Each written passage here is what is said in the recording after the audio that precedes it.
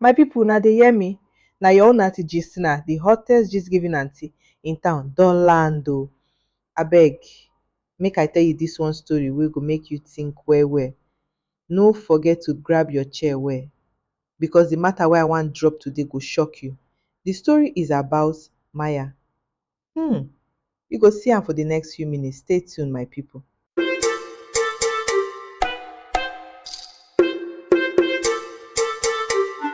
Maya had spent her entire life in the shadow of the Okoje family. Her mother, Veronica, had worked for the Okojes as their maid for over 20 years.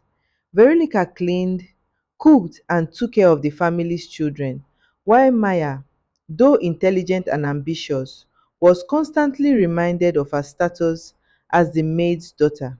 The Okoje children, especially Beatrice and Tony, never missed an opportunity to remind her of her lowly place. Look at her, the maid's daughter, thinking she will ever amount to anything, Beatrice would say, rolling her eyes as she passed by Maya. But Maya would smile back, keeping her head high. She had dreams, dreams far bigger than what they could imagine. Her mother always told her, don't let where you come from define where you are going. Stay focused. Maya was not content with just being a maid's daughter. She had always excelled in school, and her teachers praised her for her intelligence. Despite the mockery she faced at home, Maya kept her head in her studies, believing that one day she would make something of herself. At night, while her mother worked, Maya studied, determined to change her destiny. One day, I will show them all, Maya often said to herself. She studied business management, a field that fascinated her.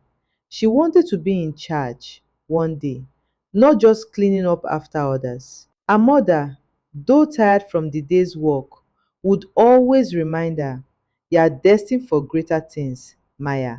Just keep working hard and you'll get there. Maya's hard work finally paid off.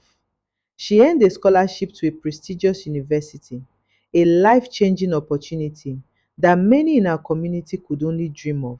But the moment she received the scholarship letter, Maya didn't rush to share it with the Okoje family. She knew they wouldn't understand her excitement. One evening, as Maya sat in the living room with her mother, she whispered, Mom, I've been accepted to study at the university. I got the scholarship. Veronica's face lit up with pride. Maya, this is your chance to change everything for us. But Maya's excitement was tempered by the knowledge that the Okoje family would never look at her as anything but the maid's daughter. Still, she was determined. This scholarship was her escape, her chance to rise above.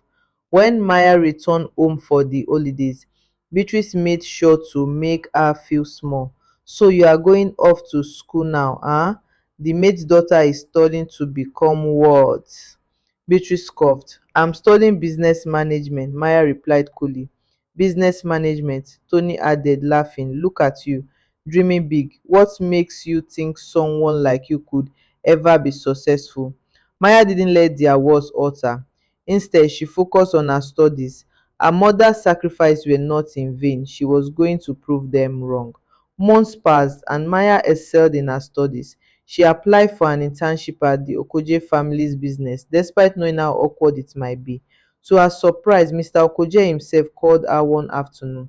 Maya, he said in his usual stern tone, I've been following your progress. You are an excellent student. We are offering you an internship at Okoje Enterprises. I believe you will be an asset to the company. Maya was stunned. Thank you, sir. I won't disappoint you. This was a moment, a chance to show everyone that she was more than just the maid's daughter. Maya's first day at the Okoje business felt like a dream. The company was huge and the employees were sharp and polished. Maya could feel the weight of being the only one from a humble background, but she wasn't going to let that stop her. Don't be intimidated, Maya, she whispered to herself. You belong here just as much as anyone else.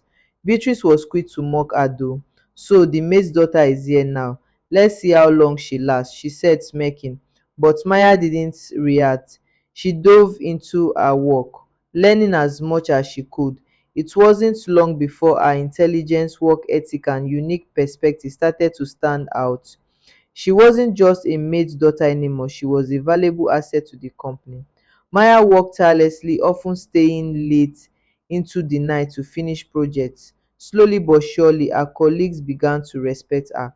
She contributed fresh ideas, strategies that improved company operation, and even helped secure new business deals. Mr. Okoje began to take notice. One afternoon, he called her into his office. Maya, I have to say I'm impressed. You are quickly becoming one of the company's top interns. I'm considering promoting you to a full-time position, he said. Maya's heart swelled. This was everything she had worked for. She was finally being recognized for her abilities. One day, while cleaning out an old storage room in the Okoje mansion, Maya discovered a box filled with old letters. They were from her mother, Veronica, to Mrs. Okoje. Maya hesitated, then opened one. Dear Mrs. Okoje, there are things in my past I've never shared with you. I came here to work for you because I owed a debt I must never speak of. Maya's hands shook as she read on. Her mother had been hiding a secret, something so serious that it could shake the foundation of the Okoje family. Maya's mind raced with questions. What was this secret? Why had her mother kept it hidden all these years? But she decided to ignore it and focus. As time passed, Maya continued to climb the corporate ladder. She was no longer just the maid's daughter in the eyes of the Okoje family. She was a rising star in the business world. Beatrice tried to undermine her at every turn, but Maya outsmarted her at every opportunity. One day, Mr. Okoje said, Maya, I want you to head the new project. You have the vision we need. This was it. Maya was in charge now, and she knew that her power was growing. Andrew, a senior executive at the company, began to show interest in Maya. At first, Maya thought he was just being kind, but as their conversations became more frequent, she realized there was something more. Maya, you are incredible at what you do. Your intelligence and drive is something I admire, Andrew said one day as they worked late together. Maya hesitated. Thank you, Andrew, but I'm focused on my career. Andrew smiled. I respect that, but I hope you know you are not just a brilliant businesswoman. You are an amazing person. Maya was flattered, but remained focused on her career. She didn't need distractions. And guess what? Maya's growing influence began to shake the foundation of the Okoje family. Her power was undeniable, and the Okojes had no choice but to start respecting her since their father put her in charge now, and there is nothing they can do about it. Beatrice, once her greatest enemy, now found herself trying to get on Maya's good side. One evening, Beatrice approached Maya. I've been thinking, maybe I misjudged you. You've earned everything you have. Maya nodded. It's not about being accepted by you. It's about proving to myself that I can achieve anything. Maya finally confronted her mother about the secret she had uncovered. Mom, what's the truth? What's the secret you've been hiding from the Okojis? Veronica sighed deeply. Maya, there's a reason I've stayed silent. The Okojis don't know everything about me. My past, it's tied to them, and revealing it could destroy everything. Maya understood then. Her mother had sacrificed so much to protect her, and Maya now had the power to protect her mother's past. Some words are better left unsaid. As Maya's influence at Okoje Enterprise continued to grow, Okojis began to fear her. She had become the woman they had underestimated for so long. Maya knew she could do anything now. The business was hers for the taking. One day, she received an unexpected offer. Maya, we're offering you a position as CEO of the company, Mr. Okoje said, soon knowing his children are incapable of the position. Maya smiled, but in her heart, she knew that she had already taken over. When the Okoje family learnt of Maya's rise, they were left with no choice but to respect her. Beatrice, who once mocked her, now came to Maya for advice. Maya had built her empire, and the family could no longer control her. Maya, we were wrong about you, Beatrice said one day. You've proven us all wrong. Maya's heart remained cold, but she knew that forgiveness was key. She had come far, but she had a bigger vision than revenge. Years later, Maya stood in the grand mansion she once walked in, but now it was hers. She had taken over the business, turned it into a global powerhouse, and established a foundation to help children from poor backgrounds, just like hers. As she looked out the window, Maya whispered, I did it. I showed them all. Her mother stood beside her, smiling. You did, my daughter. You've made me proud.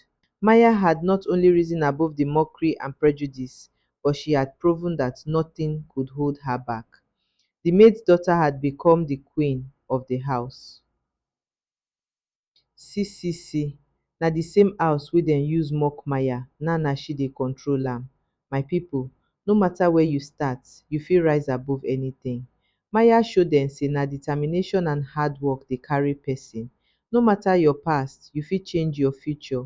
Aunty Gistina dey tell you today, make sure say you no let anybody look down on you. Next time I go bring another hot gist. I dey go, but you no go forget this one.